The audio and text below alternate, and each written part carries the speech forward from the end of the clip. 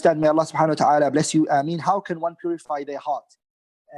If you can go and read the kitab Ibn al-Qayyim wrote on the heart.